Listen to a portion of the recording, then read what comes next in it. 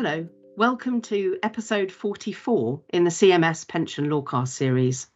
I'm Jennifer Bell, a partner in the CMS Pensions team, and I'm joined by Senior Associate Chris Ransom and Associate Katie Becher.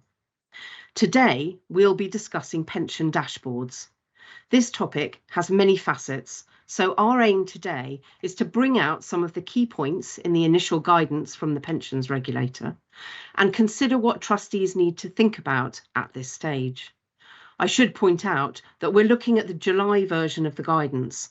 TPR has said that it will be further updated once both the final regulations are in force and the standards have been issued by the Money and Pensions Service, MAPS. So first, an overview. What are pension dashboards? Dashboards are intended to allow individuals to see their pension information in one place through a secure online digital platform. They'll help to reunite people with any lost or forgotten pension pots. They'll also give people an idea of the value of the pensions that they've built to date and an estimated value of those pensions at retirement age. The legislation and regulations put specific legal duties on trustees. These include, first, registering your scheme with MAPS and connecting to the dashboard ecosystem by your specific staging deadline. Second, receiving personal information on individuals and attempting to match those individuals to your pension records. Third, where there is a match, providing view data to members through the dashboard.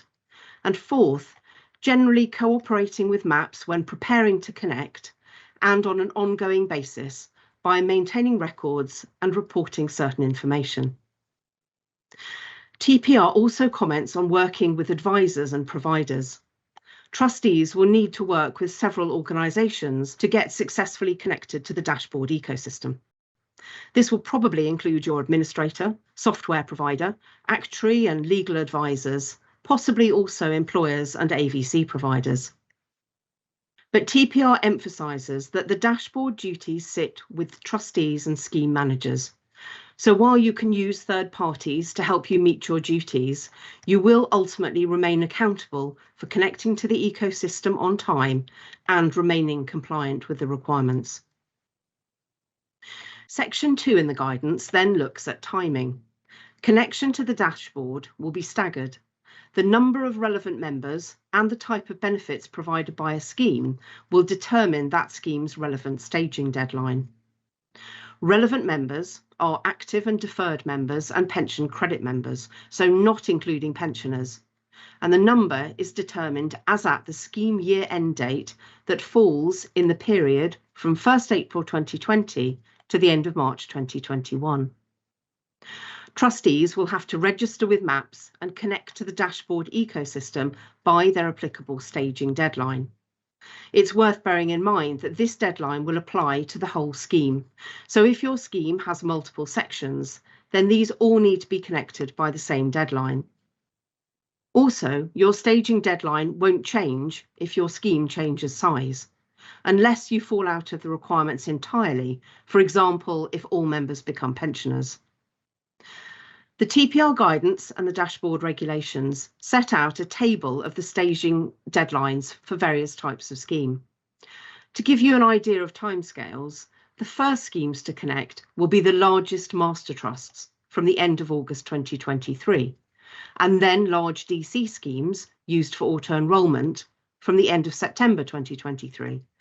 The first DB schemes to stage are those with 20,000 or more relevant members, and their deadline is end November 2023.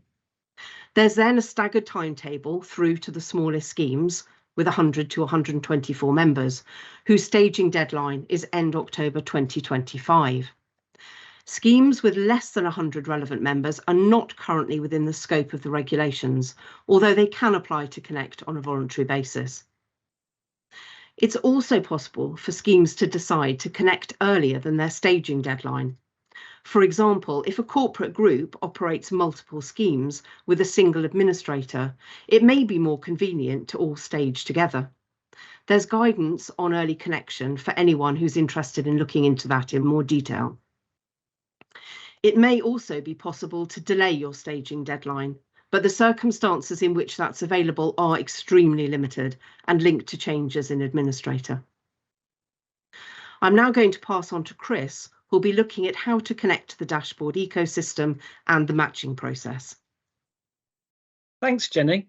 Now, there will be important decisions for trustees to make about how to connect. A digital interface will be needed, and there are essentially 3 different routes to choose from. Use an interface built by the scheme's third-party administrator or software or IT supplier.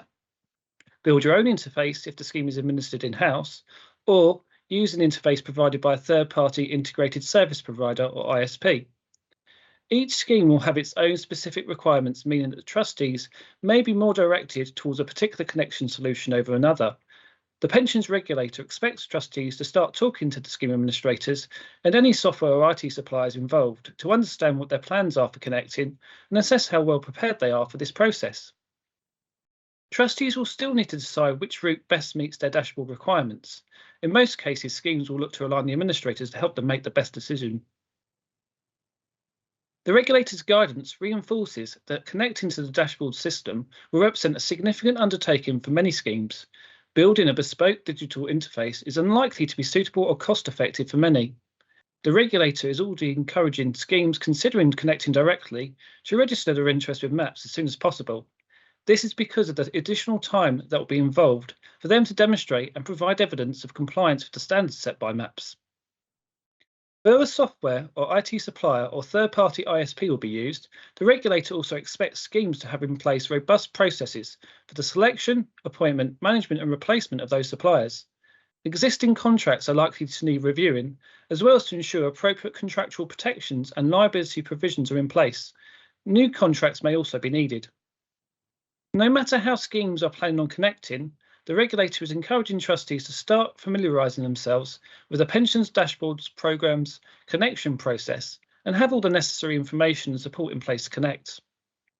Connection to the dashboard ecosystem will enable schemes to receive personal data on members, use this data to find members' pensions in their records, and provide pension information to members via the dashboard system. MAPS will need to keep track of each scheme's intending to connect to the dashboard's ecosystem. All trustees will need to register their scheme with MAPS's governance register. The regulator's guidance provides more detail about this registration process and what information will need to be supplied. During the dashboard's journey, MAPS may ask questions about the scheme's connection. Trustees must cooperate with such requests and let MAPS know if they face or are likely to face any barriers or other connection issues. Now, the regulator's guidance also makes clear that the dashboard journey for trustees does not end at the point at which the scheme first connects. Once connected, it will be the trustee's responsibility to ensure that the scheme remains connected with limited exceptions. Failure to comply with MAPS's standards or requests could lead to the scheme being automatically disconnected or enforcement action being taken. Where downtime is planned, such as for maintenance work, MAPS will need to be notified. MAPS will also need to be notified as soon as possible if the scheme disconnects for any other reason. Schemes will also need to make sure their systems remain up to date to take into account any changes to MAPS's standards over time. Changes to their registration information will also need to be recorded on MAPS's governance register. Certain reporting and record keeping requirements, which are also covered in the regulator's guidance, will also need to be complied with. This will enable MAPS to monitor the scheme's compliance with the legal requirements and monitor the system's performance. Moving on to matching, being able to match the right person to the correct pension is central to the whole dashboard project being a success. When a member uses a pensions dashboard, they will be asked to input certain data. The first name and last name, date of birth and current address will be independently verified by an identity service before a find request is issued to all pension schemes. Members are also encouraged to input other data which will not be independently verified, but which might help find records. This could include a national insurance number, previous last name, previous address, email address, and/or mobile telephone number. Schemes will therefore receive personal data as part of the matching process, and trustees will need to be confident that the member is who they say they are. Finding a match enables a unique pension identifier to be created. Once recorded, this then allows the member to ask to view their information, which the scheme can then provide directly to the dashboard. But what if only a partial match or no match at all is returned? Well, helpfully, the regulator's guidance offers help as to what schemes should do in those circumstances, and it's worth consulting. For the matching process to work effectively, the quality of the data held by pension schemes will be key. Data must be accurate and digitally searchable. The guidance recommends that a plan is put in place to help improve data and/or digitise this data if needed. If a scheme's data is not accurate, there is a risk of returning data for the wrong person and not finding the pension record when it should. Either of these outcomes would involve a breach, either of GDPR or the dashboard requirements, and could lead to enforcement action being taken. What is also important to remember is that trustees will be responsible for setting their own matching criteria and will need to document this. But how should schemes go about doing this? Well, MAPS has published a data usage guide which might help trustees determine what criteria to use. Understanding the quality of the scheme's data will also help to inform the trustees' decisions here. The regulator therefore expects schemes to audit their data and speak with administrators and other advisors to determine the most suitable data items for the scheme to use. Fundamentally, trustees need to be confident in the accuracy of the data which will be used for matching purposes. Helpfully, PASA has also published data matching convention guidance, which trustees may also wish to consult. One final point before I hand over to Katie is that matching, combining or comparing data from multiple sources requires a data protection impact assessment or DPIA under the UK GDPR. A DPIA will therefore need to be produced if the scheme does not already have one, or an existing DPIA may need updating. Now, over to Katie to talk about what information schemes will need to provide to members. Thanks, Chris. The purpose behind the dashboards is to provide a central space for individuals to view their collated pensions data. The data that schemes have to provide to members via the pensions dashboards is called view data in the regulations. So what is view data? Well, view data is split in the regulations into 3 distinct categories. The first is administrative data. This includes information about the pension scheme, such as its name and a description of the nature of the benefits offered, information about the scheme's administrator, including contact details, and finally, information about the employment that gave rise to the pension, if that's available, including the employer's name. The second category is signpost data, which includes information on the costs and charges borne by members for DC schemes, the scheme's statement of investment principles, and the scheme's implementation statement. The trustees or managers must provide a website address to where this data can be accessed. And finally, the third category is called value data. This data is the information on pension values, covering how much pension the member has already built up, as well as a projection of how much they may have when they retire. Please note, however, that some schemes can seek an exemption from this final requirement. For the first and second categories of data, being administrative and signpost data, these must be provided immediately after a view request is received. Value data will also need to be returned immediately if it is based on a statement provided to a member in the last 13 months, or on a calculation made for a member in the last 12 months. If neither of these are the case, then the trustees and managers have either 3 working days to return value data where all benefits are DC benefits, or 10 working days in all other cases such as DB or hybrid benefits. There are also completely different requirements for new members. Of the 3 categories, value data has the most complexity in terms of figuring out just what data to provide, as there are different requirements depending on the benefit or member type in question. For instance, for DC benefits, the pot and annual income will require to be produced for the accrued value of the benefits. For the projected value, the annual income remains necessary, but the pot is only if held. Comparatively, for active DB benefits, including those relating to public service, only the annual income needs to be provided for both the accrued and projected values. For hybrid benefits, only one set of values needs to be returned, depending on which of DB or DC you consider best represents the member's benefits. There's a useful table within the pensions regulator guidance, which displays the different requirements for the different members in more detail. In addition, contextual information requires to be provided to assist members in understanding what they're looking at. This includes whether there are other benefits, like a spouse's pension, attached to the pension. So given the short turnaround for providing value data, it's important that trustees and managers have at this stage audited their data, considered where their current data could be improved, and where changes in their systems or processes need to be made. When a request is made, trustees and managers not only need to ensure that the data is digitized so that it can be returned in the proper fashion, but they will also need to ensure that the values are accurate, calculated in line with legal requirements, and are sufficiently recent. This means that the value should not be older than those provided in a benefit statement in the preceding 13 months, or from a calculation for a member within the last 12 months. If there is no up-to-date data available, trustees and managers will need to decide how they're going to obtain it. The pensions regulator suggests that it may be efficient to put in place a process to revalue deferred pensions annually, or perhaps automate the calculation of values in the scheme's administration system. This is something that should be discussed with the scheme's administrators and other advisors.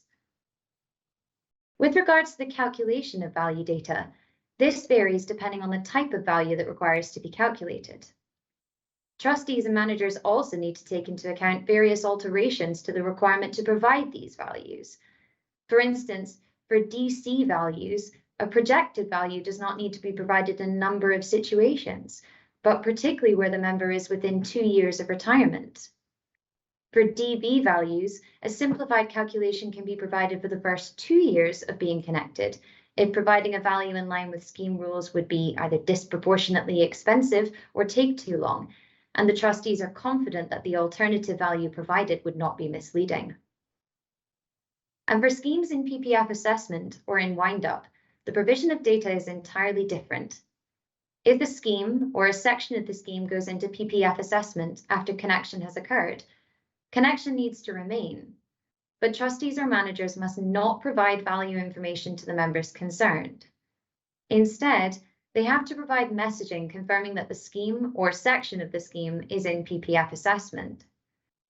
Schemes in wind-up comparatively need to connect, but only need to provide value information to members if they consider it appropriate. So back over to Jenny. Thanks, Katie. A question. Given the amount of work required to comply with the requirements, it's possible that schemes may miss their deadline or otherwise fail to comply with the requirements. Could you tell us a bit about who governs compliance by occupational pension scheme trustees and what powers they have? Absolutely, Jenny. The pensions regulator governs compliance here and has a number of powers where trustees or managers fail to comply with the pensions dashboard's requirements. This includes having the power to issue compliance notices and penalties not only to trustees and managers, but also to third parties where they've caused non-compliance, including administrators and ISPs. The regulations also set out penalty limits of up to £5,000 for individuals and up to £50,000 in other cases for just a single compliance breach. These are at the pensions regulator's discretion, meaning it could very well decide not to issue them. And the pensions regulator does recognise in their guidance that delivery of pensions dashboards is a huge challenge for the industry, so they will look to use their powers fairly and proportionately.